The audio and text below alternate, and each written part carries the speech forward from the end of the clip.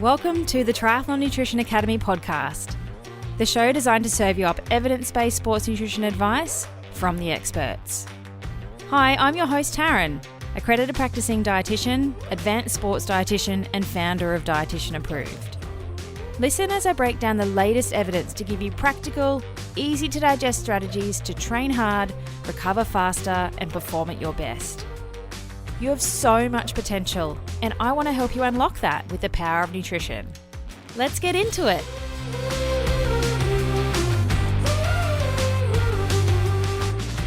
Joining me today on the podcast is one of our Triathlon Nutrition Academy athletes, Chris Kenon, who comes to us all the way from North Carolina in the USA. She's got the best accent ever. Welcome, Chris.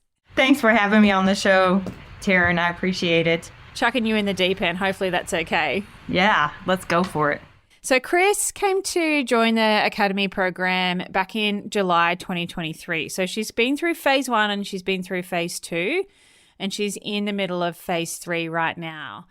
And what I wanted her to share with you is how she came into the sport and her journey, because it's pretty cool. Kick us off, Chris. How did you find the wonderful world of triathlon? Oh gosh, I got kind of dragged into it, to be honest. I literally just got done with a run and finished at a local brewery that had one of our favorite food trucks at it. There was a group of girls there that I knew that was with another girl that I didn't know. And she was like, "Oh, I know you. I follow you on social media. You should do a triathlon." And I was like, "No, girl, I don't know how to do a triathlon. I'm just a runner." And she was like, "That's okay. What we'll do is we'll find a swimmer. I'll be a biker and you can do the run. We can do a relay for a 70.3. And we did Ironman North Carolina in October of 2017. And once we got finished, she said, "Okay, now it's time for you to do the 70.3 all by myself." And I just brushed her off and said, "I can't swim. I don't have a bike. I'm not doing that. I'm good." The funny story is, you fast forward into January 2018, I signed up for Ironman North Carolina, didn't know how to swim, didn't own a bike, and just did it. And then the next day I was like, what did I do? So I immediately went into panic mode. I don't know how to swim. Who's going to help me learn how to swim?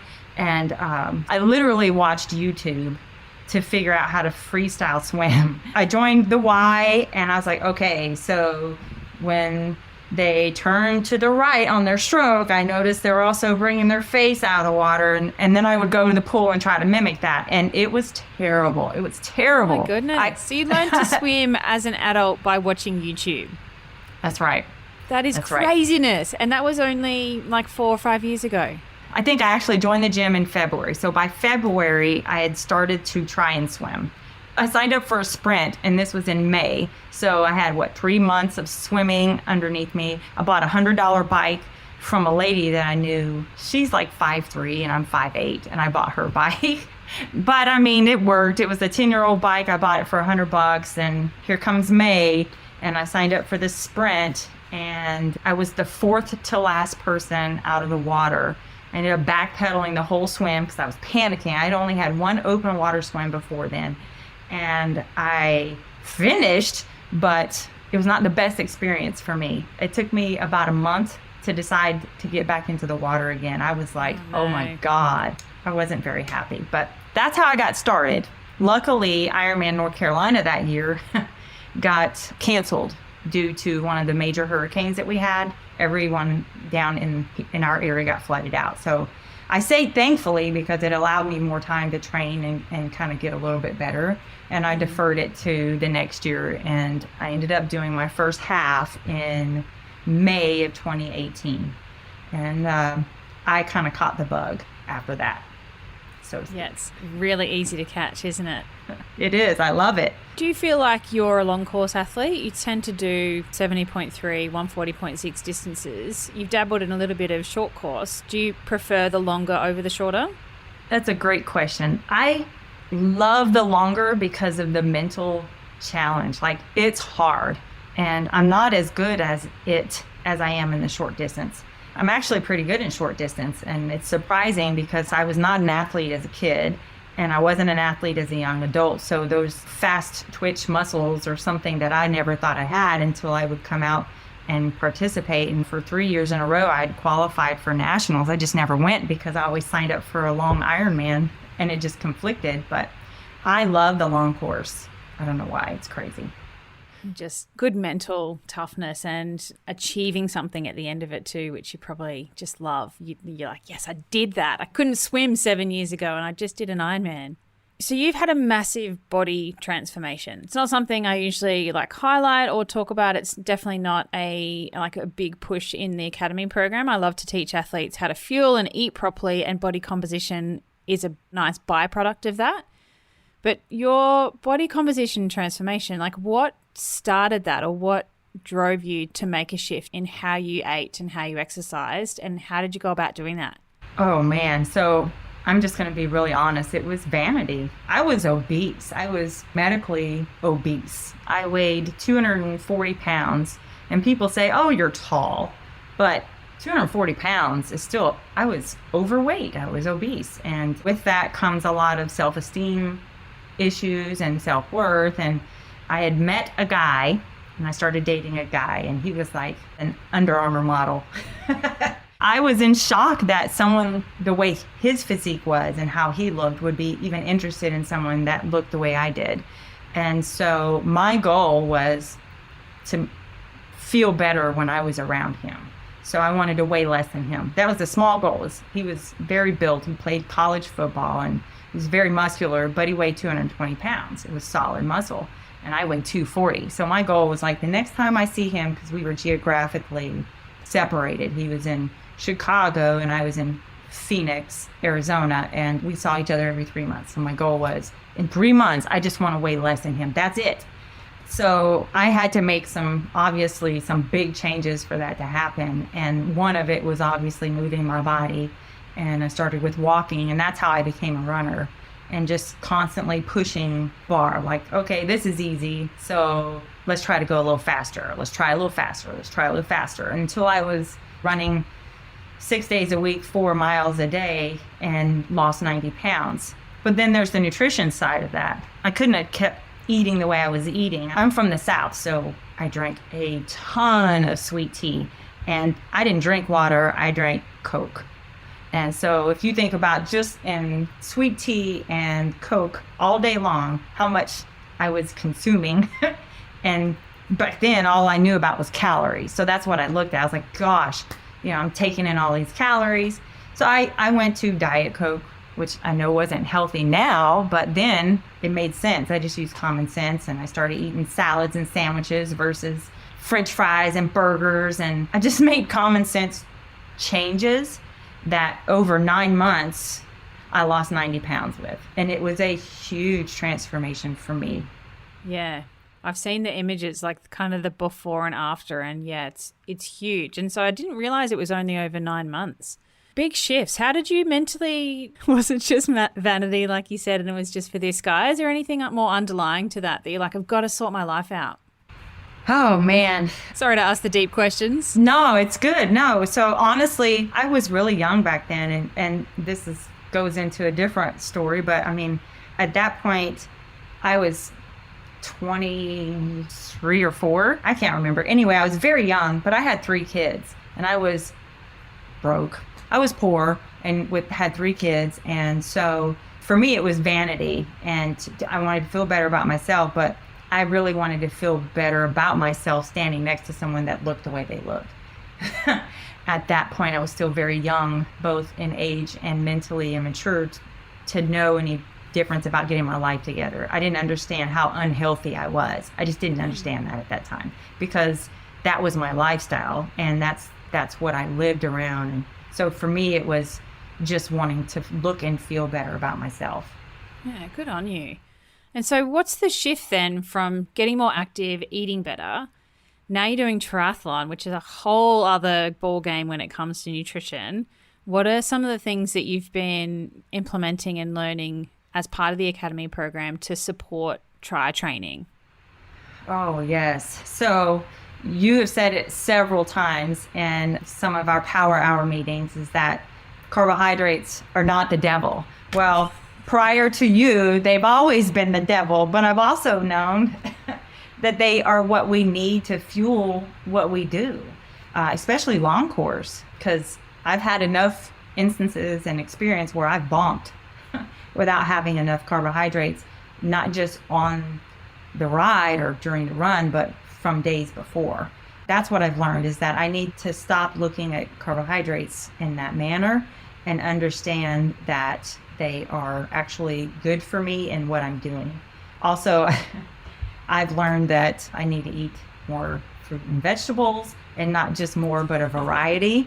I'm an age grouper, working age grouper, so I have very little time to prep, and I've always been one of those like, okay, chicken and broccoli, chicken and broccoli, chicken and broccoli, and beer for carbs. That's it. And now I understand, first of all, my age has a lot to do with what I need as far as more protein, learning that I need variety, because I'm one of those people that was taking a ton of vitamins. And if I just ate more fruits and vegetables, I could probably get away with less vitamins. And you should see my cabinet now. I hardly have any vitamins. Oh, yes. Have you started a spreadsheet? You have to start a spreadsheet with how much money you're saving, not taking all the things that you did before. It's one of my metrics that I love to shift in people, is saving the money on just useless shit you don't need. I was ODing every day on vitamins. No joke. Make an expensive pee. Yeah. How have you managed to shift your mindset then around that? Because I know a lot of people come to triathlon from a dieting culture or a dieting mindset, just running or just gym, where we are restricting carbohydrate, we're restricting calories, because the majority of the population does want to get a bit leaner. How have you found that mentally shifting, going, okay, carbs are bad, I'm just going to reduce those, none on my plate whatsoever, maybe some with beer, to then going, okay, I need to put carbohydrate on my plate and understand how much to have on different types of training days, and particularly in that recovery window? What strategies have you got to not freak out with that? Yeah. So I'm using a lot of the worksheets that you've provided and kind of using those to write down my meal plans and track what I'm taking in. But when I'm going to grocery shop and I'm looking at nutritional facts on the back, I have to remind myself, I do it. I can't help but look at the calories. It's years and years and years of just habit. But I'm mentally reminding myself, no, you need to look at all of the other things that are more important, especially for what you're doing. And then writing down and planning out my meals is really important. But with the periodization, because I have done a full Ironman to a half Ironman in 1 month and then completely did nothing. And so I understand that my body still needs carbs, but I'm also retraining my mind to shift and say, okay, you don't need no carbs, you just need less carbs. And I'm training my brain every day, reminding myself, because if I don't take these baby steps every day to say, stop thinking that way, think this way, I'm just trying to train myself to create new habits in what I'm learning, because I'm learning good stuff. And I want to make sure that it's something that becomes my new habit for the rest of my life. And so it does. It takes a lot of retraining my brain and my habits to do that. But I'm working on it through journaling and reading the labels and applying it to what I'm doing in my training. Yeah, I think consistency is key, particularly if you've come from that background. It is a huge mindset shift to think differently about the way that we eat, because we're not eating for punishment. We're not eating to starve ourselves or, to drop 90 pounds in 9 months. We're eating to fuel training, and it is totally different to the general population. We need to think so much differently. That's why I call nutrition the fourth leg always, because we need to figure out how to swim and which arm to put and what to breathe. I can't believe you learned how to swim on YouTube. You're amazing. You're more amazing than I knew you were. And then ride a bike and then run, which you had. But then we need to, go, all right, nutrition is the next piece of that puzzle. And the sooner you can layer that in, the more benefit and more advantage you'll get out of it. I'm very thankful that I took this course, because I knew that was what I was missing this whole time. So I'm so thankful that I took the leap and did this. Yes, I'm excited to have you in the program. You're fun. Sorry to interrupt, but just a quick announcement to let you know that I've decided to open doors to the Triathlon Nutrition Academy earlier than I had planned in July. So I'm going to open them from April 6th to the 13th for 1 week only. So if you've been thinking about working on your nutrition this year, make sure you have your name on our waitlist at dietitianapproved.com/academy. The Academy is your one-stop shop for everything that you need to know about triathlon nutrition.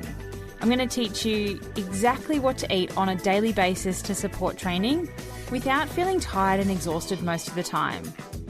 We also build your very own custom race nutrition plans for every distance. Sprint, Olympic, 70.3 and full distance Ironman events, plus everything that goes with racing to the best of your ability, like carbohydrate loading, your pre-race meal, hydration, performance boosting supplements, all the things. Plus, I guarantee I can save you time and money by investing in your nutrition education. So if you're ready to level up your nutrition, head to dietitianapproved.com/academy now and get your name on the list for April.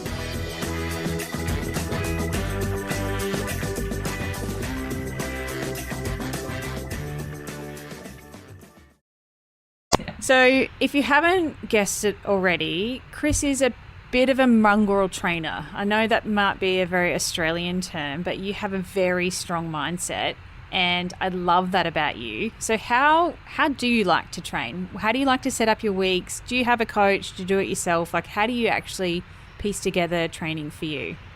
Yeah. So I do have a coach because I like someone to hold me accountable. I think I have enough experience now that if I wanted to coach myself, I probably could. But I prefer someone to hold me accountable. And I have had a coach that is more of a cheerleader and soft-spoken and encouraging. And then I've had a coach that, for lack of better terms, will put his foot in my ass when I don't do what I need to do. And that works better for me because that is the way that I am. Like, I will do that to myself. I call it more like a drill sergeant type training because that's just what motivates me. That's what I need. I don't need someone to be nice to me. I need someone to tell me I'm messed up when I'm messed up. And that's kind of where that motto, it's run, biatch, run. You know, when things get tough, when you're out there on the marathon portion of a full Ironman and you want to quit, everybody thinks about it. Everybody's like, this sucks, my body hurts. I could just stop if I wanted to. I literally have those conversations with myself. You signed up for this. You wanted to do this. You did this to yourself. Yeah. You know, suck it up and let's get going and finish what you started. Stop being a punk. That's funny because I was run training with a group, my run club once, which I don't do too much anymore because I'm really competitive. So if I'm going to follow the plan, I don't need to go run with my run club. Competitive? No. What are you talking about? It's like, don't get on a treadmill next to me. I'm going to make sure I go faster than you on a treadmill. I'm going to win. I'm going to win this race. That's right. It was funny. It was like we were doing our last bit. I think we were marathon training, and we were almost finished, and I was done. I was literally done, and she was a few feet in front of me, and I picked it up, and let's do what a kick, like you think of when you're sprinting. You kick at the end. And so I kicked and said out loud, "Run, bitch, run!" I said it to me like that. And the girl turned around and looked at me because she thought I was talking to her. And I was like, no, I'm sorry. That was me trying to motivate myself to finish this hard workout. And ever since then, she will remind me of that day. It was pretty funny. But it's very much a mental kick myself in the butt. I don't know any other way, frankly. Well, whatever works, right? Like, you understand deeply what motivates you and what type of person you need to coach you and to keep you accountable, which I think is great because a lot of people don't necessarily have that.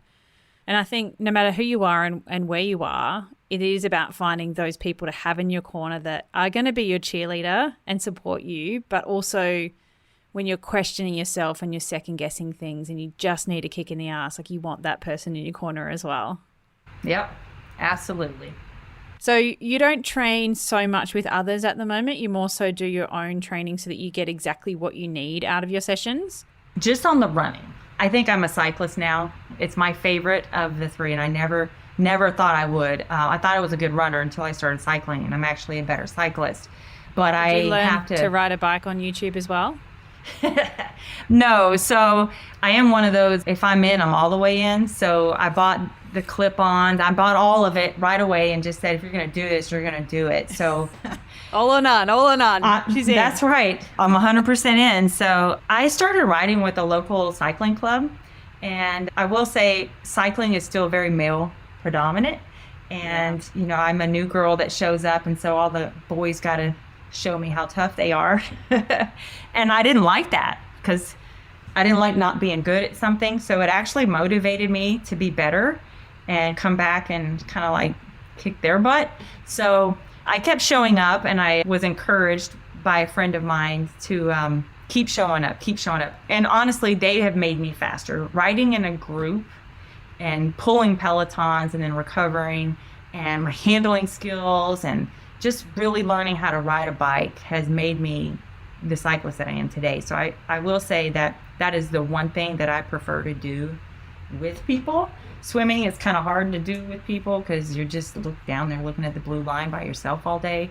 But I prefer to run on my own because it's my time to kind of get my headspace and go through some things that I need to go through. But cycling is absolutely something that I love to do in a group, and I recommend everyone do it. If you're a triathlete and you want to be better on the bike, go ride in a group. Yeah, and ride with people that are better than you because it makes you step up. And even if you get dropped for the first few times, like always push yourself. I used to do that too. I think we get along because I'm very much like you, like not competitive at all. But I always used to ride with the boys and be okay with getting dropped, but it made you so much better because you're being pushed and constantly challenged. But, you know, I also have 3 brothers, so I'm used to that my whole life. Yep. That's awesome. That's exactly right.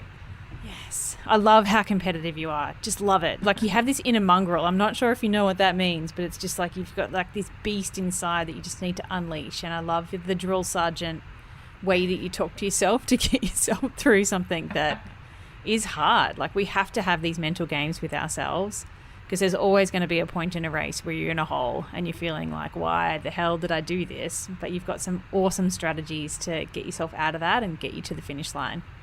Yeah. Thank you. So it's 2024. What is the big plans, the big goals for Chris Kenon this year and beyond? Okay. So Lake Placid, full Ironman. I'm going to come back and do this race as much as I can until I get it right. This will be my 3rd time in a row doing Lake Placid. Last year I had a problem on the run. And then the year before, I personally wanted to finish with a friend, so I held back on the run. But this year is going to be my year, 3 times a charm. I'm going to go back. It's 25th year anniversary, and I'm going to do what I want to do. I'm going to make it a good one. You'll have your nutrition plan fully dialed in for that too, which you've never had before. Oh, yeah. So it's going to be epic. I'm really excited about it. I'll be finishing up right in time, so I'll have everything I need in my arsenal as far as nutrition is concerned for this race. I'm really excited about that. Yes, and then, me too. Yeah. But before that, I have Western Massachusetts. It's a new half Ironman in the United States. And I'm still not a great swimmer, so I try to pick swims that have a little current to help me along. I'm still like in the bottom 10% of the swim, and that's fine. I just survived the swim and then crushed souls on the bike. That's my motto. Yeah. I have some races coming up I'm looking forward to. I always start every year in April. I do one, and this is how I met your fellow Nutrition Academy student, Erin, is at a local legend. Yep. She's awesome. She's my battle buddy. We've done a few races together, but I met her at Pinehurst, and we do that every year. And I try to make that my season opener race. So hopefully I'll see her there too. Yes, I'm looking forward to the competitive vibes that you both bring. Oh, yeah. She kicks my butt on the swim. We're about the same on the bike. And then I try to run her down and catch up on that darn run. It's hilarious. We'll have to get you linked up with Brenton from Effortless Swimming, give you some pointers for your swims that you can at least sit on Erin's toes and piss her off. That would be great. I would love it. I would love it. Oh, I'm looking forward to seeing what this year brings for you. You know, you're going to have a lot of nutrition knowledge under your belt that you've never had before. And I'm so excited to see that because you have got that like inner drive. And I know that when you put your mind to something, you're going to do it to the best of your ability. That's right. I'm excited. I can't wait. Thank you so much for sharing your story with us. I know that when I put a call out, people were really interested in hearing from age groupers, like how they train, how they eat, and coming from where you have to where you are now. It's a huge, big journey that, it's going to take time to build a lot of those habits and consistency, but I'm so excited to see where it leads you in the next sort of 5 to 10 years. Yeah, me too. Absolutely. Thanks for having me on, Taryn. I appreciate it. You're welcome. And when you want to start your own podcast, let me know. I'll give you a leg up. I'll help you out. That would be great. That's awesome. Thanks, Chris. Thanks for joining me for this episode of the Triathlon Nutrition Academy podcast. I would love to hear from you. If you have any questions or want to share with me what you've learnt, email me at podcast@dietitianapproved.com. You can also spread the word by leaving me a review and taking a screenshot of you listening to the show. Don't forget to tag me on social media at dietitian.approved so I can give you a shout out too. If you want to learn more about what we do, head to dietitianapproved.com. And if you want to learn more about the Triathlon Nutrition Academy program, head to dietitianapproved.com/academy. Thanks for joining me, and I look forward to helping you smash it in the fourth leg. Nutrition!